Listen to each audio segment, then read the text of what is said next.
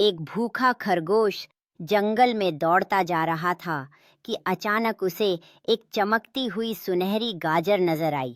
गाजर ने जादुई आवाज में कहा, हेलो, अगर तुम मुझे खाओगे तो तुम्हें बहुत ताकत मिलेगी।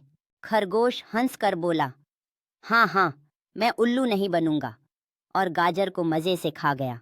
अगले ही पल चमकदार रोशनी फैली और खरगोश की शक्ल उल्लू में बदल गई। पीछे से गाजर की आवाज आई, याद रखो, लालच बुरी बला है, और वह हवा में गायब हो गई। अब उल्लू एक शाखा पर बैठकर अपनी मूर्खता पर विचार कर रहा था, जबकि अन्य जंगल के जानवर उसके आसपास इकट्ठा हो गए। उल्लू ने अपनी आंखों में दृढ़ संकल्प के साथ फिर से कभी लालच को अपने ऊपर हावी नहीं होने देने की कस्में खाईं। युवा उल्लू ने अपनी पंख फैलाकर रात के आसमान में उड़ान भरी, एक नई दिशा की ओर बढ़ते हुए।